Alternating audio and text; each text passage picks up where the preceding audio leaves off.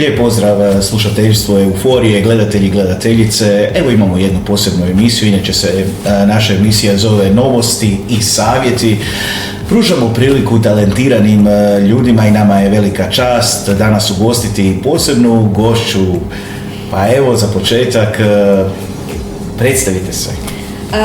Dobar dan, ja sam Marija Julković, dolazim iz Velikog Grđevca.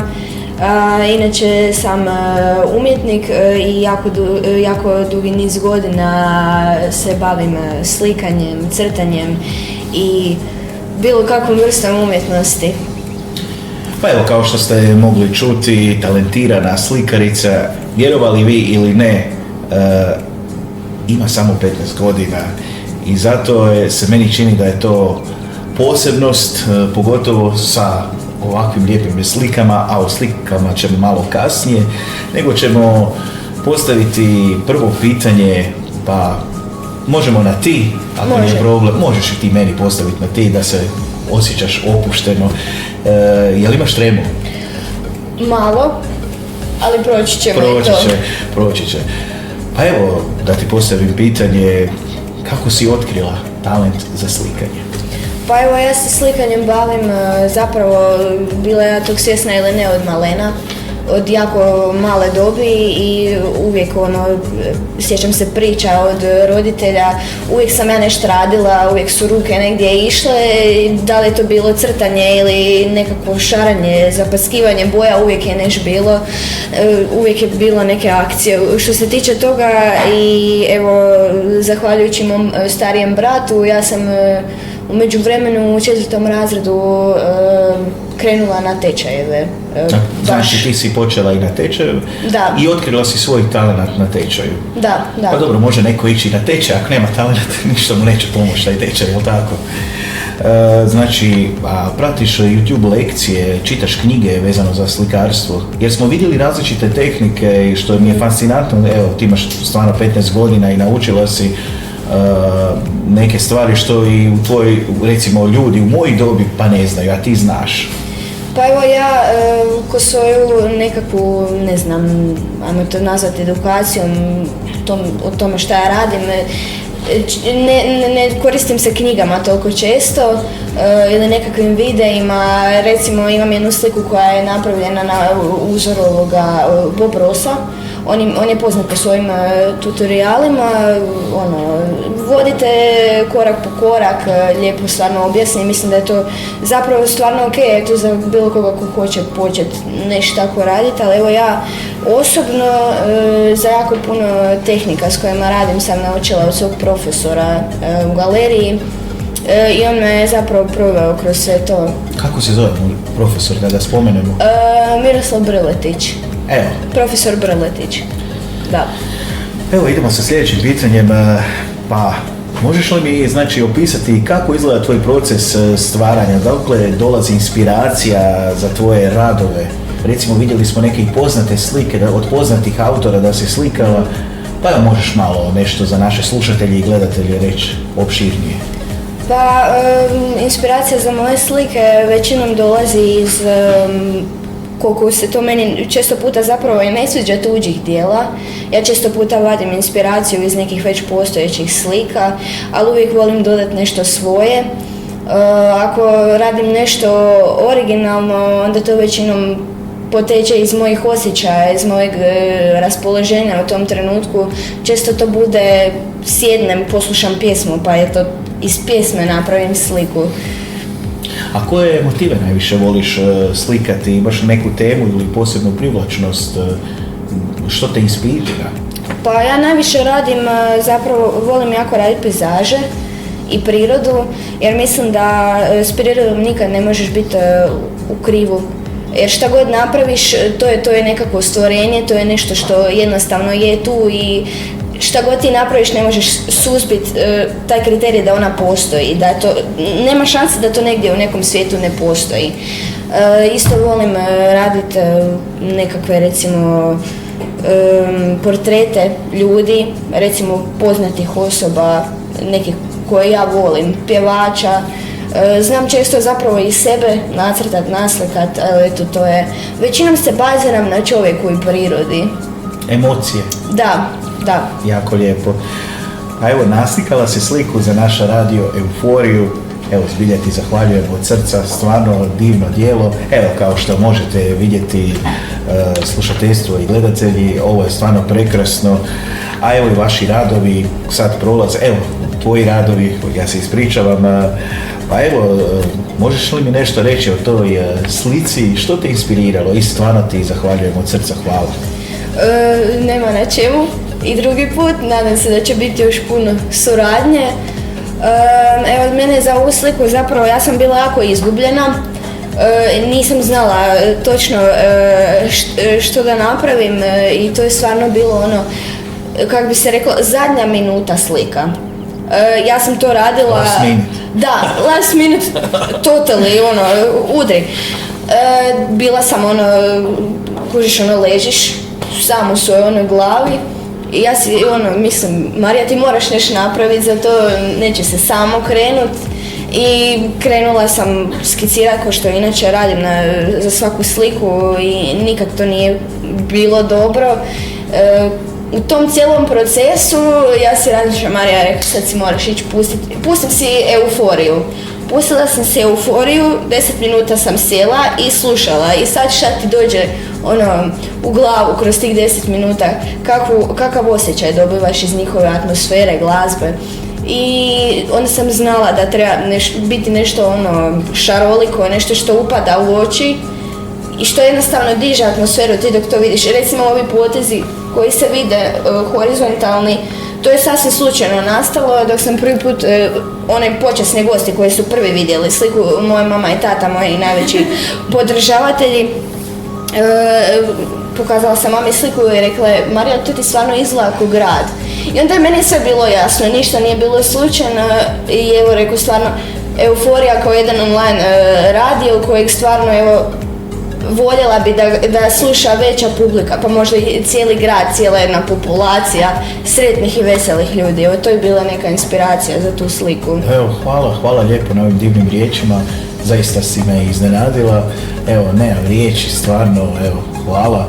Pogotovo boje, ali vidi se jako puno emocije i da, i pogodila si gramofon i da, to je istina. Mi smo jedan od rijetkih radio postaja, volimo pustiti retro, ali onako preko gramofonskih ploča. Ja mislim da analogni zvuk ima neku svoju čar. A i čuli smo da i voliš retro pjesme, a pogotovo jednog izvođača, evo i grupu, pa možemo malo i o tome sad pričati. Pa da, evo, ja sam već, to nije, zapravo ne traje dugo, ali u ovih 2 godine kako sam se ja zapravo naforala na tu glazbu preko prijateljice jedne koju ono baš motivacija me u puno stvari koje radim. Predstavila me bendu Vatra. To je bilo tako ono, to je sad smiješna priča gdje ja nisam uopće mogla pretpostaviti da ću jednog dana doći i reći ja sam bila ono na 13 koncerata, luda sam ovo ono, jer je to bilo igram slučaja se izdešavalo da sam ja, bili smo u školi, ja i prijateljica, ona inače sestra od te glavne moje pratnje na koncertima i sad je rekla, došla ona meni koja inače, kao idemo mi na koncert, nas 3 i naša mama, ovo ono, kao hoćeš ti s nama, u pubu je, bit će lijepa atmosfera, to je Virovitica, ovo ono. I ja stvarno nisam očekivala puno od tog koncerta, međutim ja dok sam došla, takva neka dobra energija, entuzijazam, euforija. Stvarno, evo, mogu reći, dečak ko frontman stvarno, evo, zrači nekom jako lijepom energijom, pozitivom i to je ono što mene jako privlači kod njih. Ne samo dečak, nego apsolutno svaki član benda. To nije samo bend, to je cijela obitelj. Cijelina jedna. Jedna vatrena ekipa i stvarno, evo, prošla sam već svašta. Evo, sad je prilika da pozoveš na Radio Euforiju da gostuju kod nas. Evo, možeš se obratiti gledateljima. Evo, pa eto, ja bih voljela, pošto sam je to je tako vjerni fan, da se tako nazovem, bilo bi mi jako drago kad bi Vatra mogla gostovati u jednoj emisiji ko što je ova, jer znam kakva atmosfera vlada gdje god da dečak dođe, ta opuštenost, ležernost, mislim da bi to bio savršen spoj. Evo, mi smo stvarno radio koji pušta domaću zabavnu pop, ex rock glazbu. Meni je fascinantno što ti kao mlada djevojka nisi upala u mrežu, da me krivo ljudi ne shvate, nemamo ništa protiv drugih žanrova, cajki, turbo folka i tako dalje. A uglavnom čuli smo da ti to ne slušaš, da ti baš voliš rock slušat, Vatru, voliš Laufera, pa spomenula si mi čak neke albume što ni ja nisam znao, zaboravio sam, što je sramota, priznajem, ali iznenadila si me. Evo, ja sam počeo učiti na tim pjesmama prve akorde i onda si ti rekla da ti voliš svirat gitaru, da ćeš si kupiti gitaru, da imaš volje naučiti, da voliš tu vrstu glazbe. Evo, nas je to fascinantno, evo, kod nas je barem cijela ekipa Radio Euforije zapravo fascinantno, jer nama su rekli kao, kad smo otvarali radio, joj, nećete niko slušat, narodnjake, ovo ono, ali zapravo mi držimo do toga domaću glazbu, pogotovo ovako što ti voliš slušati. Pa evo, možeš nešto reći o tome? Pa evo, stvarno, ja otkad znam za sebe, ajmo reći, nikad se nisam osjećala nekako da me privlači ta neka naša tradicionalna, ono što je uobičajeno. Uvijek sam mislila da sam crna ovca, ja sam sebi u glavi crna ovca na neki pozitivan način, da se krivo ne shvati, ali evo, stvarno, evo, ja, to što si rekao, Vatru, najviše, Laufera, ta stara faza, sad nije to samo Laufer, to je i cijela Urbanova karijera nakon toga, Urban and Four, Urban i još 4, jako velika mistika, stvarno jako dobri ljudi, isto sam ih imala priliku vidjeti 2 puta, voljela bi još vidjeti zapravo i kažem, nije to samo oni, ima jako puno. Sada biram, zapravo, znaš kako, ja bi rekla, odite na Euforiju, šta god da se pusti, Marija sluša. Stvarno, hoćeš plavi orkestar, hoćeš parni valjak, prljavo kazalište, stvarno ti neki naši stari za koje ja mislim da se nikad ne bi trebalo zaboraviti. Tako je, treba njegovati. Da. Hvala ti na ovim lijepim riječima, pa idemo dalje. Evo, kad smo već pričali o glazbi, idemo se vratiti na slikanje. Mi smo u jednom prostoru, evo, drago slušateljstvo i gledatelji, mi smo u kafe bar Briksu, ovim putem pozdravljamo sve goste i buduće goste, stvarno izvrsna kava i osim toga pozdravljamo šeficu Anu i djelatnika Mateja koji je imao isto kod nas također intervju.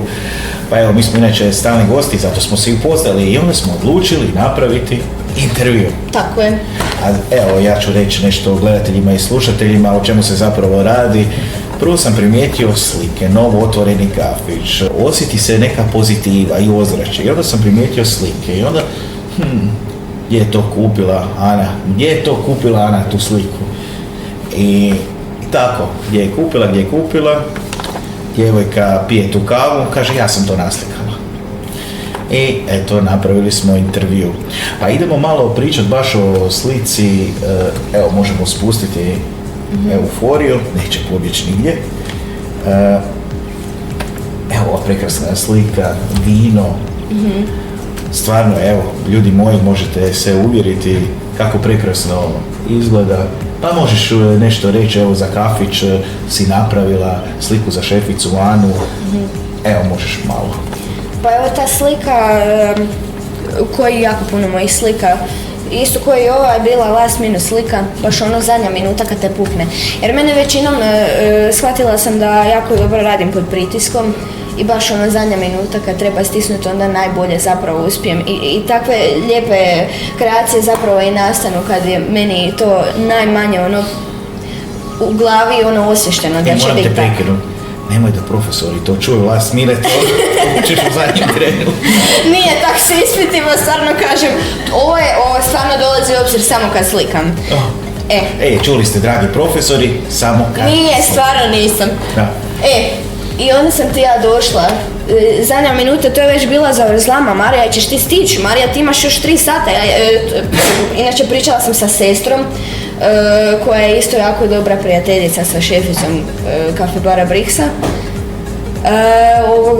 I ona je mene nazvala, to je bila ono čista zavrzlama, ćeš ti to stići, ja to moram sutra odnesti u kafić. I mene, kažem, došlo, ja sam to, imala sam jednu fotku inspiracije i pošto sam imala malo vremena, inače ova sva pozadina, ova gore, bila u isto tamnim nijansama koje je ovo dolje. I zapravo ovo gore, što zapravo mislim da čini cijelu sliku toliko vibrantnom, je mojih ruku djelo i to sam u zadnji čas rekla, uzet ću malu onaj mali nožić s kojim se inače miješa boja. Ja sam to samo uzela, umočila u boju i samo sam pustila ruku da radi i ispalo je bolje nego što sam očekivala, stvarno. Koliko ti je trebalo vremena? Pa to sam napravila u nekih 2-3 sata. Svaka čast. Da.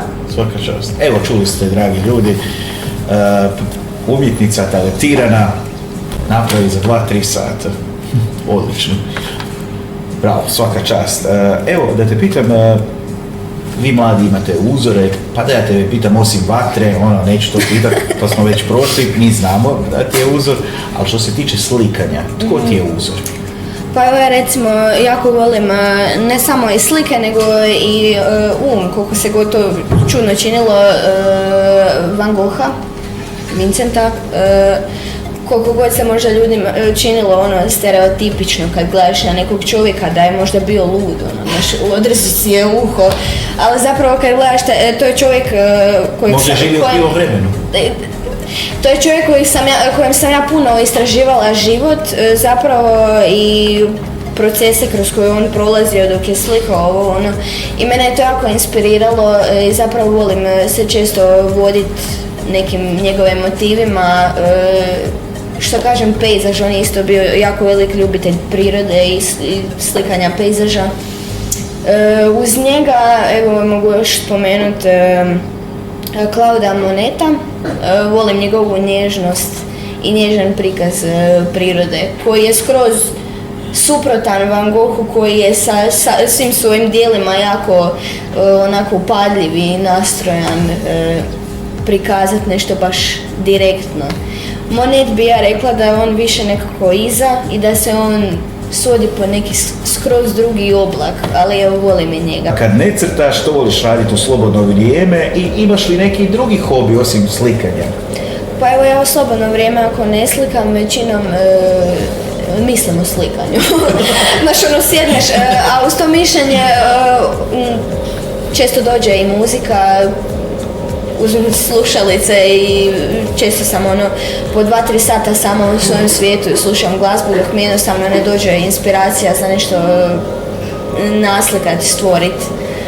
Evo možda to slušanje glazbe, ali ovako s to nemam baš puno hobija. U koju školu ideš? U medicinsku školu Bjelovar. Upisala sam, sad sam 1. godina, idem za dentalnog tehničara. Vidiš se u budućnosti u tom? Vidim se u tom poslu zato što sam uspjela spojiti zapravo ono što sam od uvijek htjela, a to je umjetnost kao prvo, a onda i medicina koja me jako zanima, tako da eto, mislim da sam našla pravi spoj. A neki predmet ili aktivnost u školi koji ti je omiljeni? Pa evo, pošto sam sad strukovna škola, pa eto, izdvojila bi jedini stručni predmet koji sad imamo, a koji mi zapravo dosta ide, mada se i toliko ne trudim, ali jednostavno sam skužila, primijetila da mi ide prirodno, možda morfologija zuba, bilo koji stručni zapravo predmet, ali jako evo volim vježbe koje imamo, praksa općenito, sviđa mi se taj posao. Pa evo, ja inače pitao sam glazbenike, dobro ti nisi glazbenik, ali nikad se ne zna, rekla si da imaš želju naučiti svirati gitaru, pa jesi li više jutarnji tip ili koji voli raditi rano ili kasno i tip koji uživa recimo u noćnim satima? Pa evo ja nisam, uopće nisam jutarnji tip, ne volim se buditi ujutro, nisam spremna baš raditi ujutro, ali zato eto, kažem, zadnja minuta na večer, kad su kasni sati, se stvaraju ovakva djela većinom, tako da većinom ja to na večer komponiram sve. Vjerovala ti ili ne, ali 99% znači gostiju koje sam postavio pitanje uvijek su to odgovorili, kao što si ti rekla. Evo, već smo čuli nešto o Radio Euforiju, pa da postavimo pitanje kako ti se sviđa znači naš radio? Pa evo, nisam imala baš puno prilike slušat prije, ali sad ovih par zadnjih dana kako sam trebala i napraviti ovo djelo, dosta sam zapravo često slušala radio i ko što sam rekla već, stvarno evo kažem, od drugih radijskih postaja koje postoje, 100 puta bolji zvuk, to sam primijetila, recimo, jer kažem, zatvorim se na slušalice, niš drugo ni ne čujem, stvarno, sviđa mi se atmosfera, baš i pored toga i izbor pjesama koje idu na radiju svakodnevno. Nikad se ne zna, možda ćeš ti doći kod nas raditi. Imaš li zapravo želju izložiti svoje radove u nekoj galeriji, možda nekoj izložbi, možda ovdje u Cafe Bar Brixu? Pa evo, voljela bi, kad bi imala priliku, možda čak prvenstveno u galeriju u kojoj već idem, evo, 7 godina na tečajeve, to bi mi bila velika čast, jer kad gledaš slike raznih umjetnika već 7 godina koje tamo stoje i stalno se čudiš tome, bilo bi ovo lijepo osjetiti to jednom na svojoj koži, da znaš da je nešto tvoje tamo, da si ostavio nekakvi trag. A što se tiče neke možda izložbe, evo tu u Cafe Bar Brixu, isto bi bilo jako lijepo to odraditi. Mislim da je lijepo pokazati evo ljudima umjetnost u bilo kojem obliku. Pa istina, pogotovo kad se osjete emocije, jer svako može percipirati sliku na različiti način. Da, to bilo jedno od tih vježba u tome. Kako to funkcionira je da mi obično prvo takve motive koje imaju sličnu tematiku crtamo na papiru sa olovkom, da ti dobiješ sam nekakav dojam o tome i poslije to prelazimo na platna gdje se ti moraš više potruditi. Jer opet kažem, lakše ovladat olovku koju ti možeš stalno brisat, dodavaj koliko god ti je volja, a opet je doći na boju, na akril, ulje, nebitno, gdje ti sebe sam moraš naučiti korigirati na ispravan način. Od novih, isto iz galerije, to je isto evo, jedan od lijepih slika iz galerija, pejzaž, jedan primjer. To je jedna od novih slika, ova koja je bila prikazana prije, zapravo slika koja je stara već 2 godine. Mislim da se vidi napredak, jer evo, ljudskog lika. Jedna je zamišljena djevojčica, šta je ovoga, meni obilježilo ovu sliku je zapravo, to je bila jedna zapravo smiješna priča, anegdota, da kogod ju je vidio je mislio da je mali dječačić. I to to priča među nama, evo sad i mojim najbližima, evo moja sestra, ona je bila prva koja je rekla i to je bilo nema šanse, rekao kako ti to izgleda, kao ovo, i zapravo sam priznala kao nešto malo kao liči, ali eto to bi u originalu trebao biti prikaz jedne male curice koja je zamišljena, sjedi, ima svoju malu lutkicu, a meni je to neka bila percepcija, sam shvatila to kao 2 najbolja prijatelja. Ona je sama na svijetu, nema nikog i taj neki očaj i ona vapi samo za tom lutkicom i drži ju koja da je zadnje blago u svijetu. Mrtva priroda, ova je klasika. Isto slika nastala u galeriji, većina ih je tak nastala. Ovo je jedan klasični primjer, mislim da se ne treba ništa pretjerano komentirati, jedna od mojih dražih slika. Evo, predstavila si svoje radove, a i vjerujte mi, gledatelji i slušatelji, da ih ima jako puno. Pa evo jedno pitanje, možete neko kontaktirati recimo i ako hoće nekakvu sliku da naslikaš? Pa evo, meni bi bilo drago da se zapravo neko javi kome god je nekakva želja, bilo to riječ o nekom bližnjem, ne znam, imaš neku poznatu osobu koja ti je jako draga, voljela bi ju imati negdje u blizini sebe, zašto ne, ja sam uvijek otvorena suradnji i ako bilo ko poželi, ja sam uvijek tu za dogovorit se, Evo za kraj možeš slobodno nešto reći. Pa evo, prvo da kažem, meni je bilo jako lijepo. Prvenstveno zato što mislim da svaki čovjek ima neku svoju strast i kad priča o tome mislim da odmah i zapravo povećava samu tu strast u sebi. Meni je čast predstaviti svoja djela. Lijepo mi je zapravo vidjeti da još neko u ovom svijetu, puno ljudi koji su nadobudni, egoistični, da će uvijek postojati neko ko će ti, umjesto da će ti zabiti nož u leđa, da će ti dati ruku da ideš naprijed, da će te gurat. Meni je drago da i dalje postoje takvi ljudi. Isto tako bih željela poručiti bilo kome ko ima tako nešto, neki talent, neku želju predstaviti sebe. Ako ne može pričati, neka priča kroz svoja djela i to bi bila neka moja poruka. Ali nije kraj. Imam jedno pitanje za tebe. Pričali smo prije intervjua i skoro da sam zaboravio, ali naravno tu je asistent, naša urednica Marina Turković, koju putem pozdravljamo. Da, Božić je tu, samo što nije stigao, a i tu su nekakvi radovi, radiš na nekoj slici, pa evo možeš nešto reći za naše slušatelje. Pa evo, meni se mogu reći, kroz sam ovaj razgovor, iznenadila sam se zapravo, jer smo pričali o ovome, sinula mi je zapravo ideja i imam u svojoj glavi jedan motiv s kojim bi mogla prikazati zapravo što Božić i ova vremena dobrote, mira, radosti znači meni. Imam uglavnom jednu ideju, to ću prikazati što prije bude mogla, pa eto, bit će... Znači to je već dogovor za drugi intervju? Već to pred Božić, da. Evo čuli ste, imat ćemo još jedan nastavak. Veselim se tome, zaista se veselim. Evo, ako je Radio Euforija bila inspiracija, još nam je draže, još se više veselimo tome.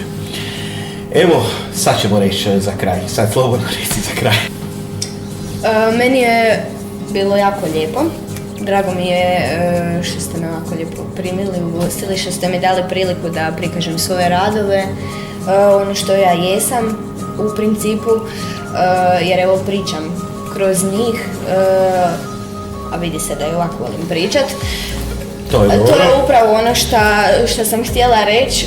Ja te prekidam. Zato sam ja tebe vidio da ćeš ti na biti radijski voditelj. Evo, slobodno nastavi. Kažem, evo ga, baš ovo, nema te teorije da me neko je recimo drugi pozvao, da bi bila ovako otvorena, što ja cijenim i eto to je ta atmosfera. A moram ti nešto reći. Da. Prvi mačići kažu da se bacaju u vodu, ali mi smo probili let. Da, što sam htjela reći, atmosfera koja i tu sad trenutno je općenito na vašem radiju, ista stvar, evo. Baš sloboda i to mi je drago, jer ne možeš ti biti ukočen i pričati o nečem ako nešto voliš. Istina. Treba pokazati entuzijazam i euforiju. Baš kako pokazuješ u svojim djelima. Evo, zato smo se i nazvali Euforija. Evo, hvala ti puno, Marija, što si nam poklonila sliku. Hvala ti od srca. Ovo je isto jako prekrasna slika. Vina, mene je stvarno dojmila, meni se jako sviđa ta slika. Nemoj krivo shvatiti, ovo mi je isto prekrasno. To. Slušatelji, Gledatelji, slušateljice, gledateljice, hvala što ste pratili ovaj prekrasni intervju. Predstavili smo mladu umjetnicu, talentiranu, koja ima tek 15 godina, predstavila je svoje radove koje ste mogli vidjeti. Također možete ju kontaktirati, možete, ako hoćete, mlada umjetnica naravno će pružiti šansu svakome i naravno pokazati svoje umijeće. Evo, hvala ljudi što ste gledali i što ste pratili i slušali naravno ovaj intervju, a ovaj intervju će ići na Radio Euforiji i na svim društvenim mrežama, kao što će biti na ostalim portalima. Zahvaljujemo svima koji nas podržavaju, koji slušaju naš radio. Evo, pratite, slušajte, odite na www.euforia.online, lako nas možete pronaći na našoj web stranici i na ostalim digitalnim streaming servisima, kao što je na primjer Radio Box, MyTuner i ostali digitalni streaming servisi. Hvala vam na tome, mi puštamo retro i aktualno, pružamo priliku mladim umjetnicima, talentiranim ljudima i svakakvim pričama koji mogu dočarati svoju emociju kroz kameru, kroz zvuk, zato se i zovemo Euforija. Ljudi moji, hvala, do slušanja.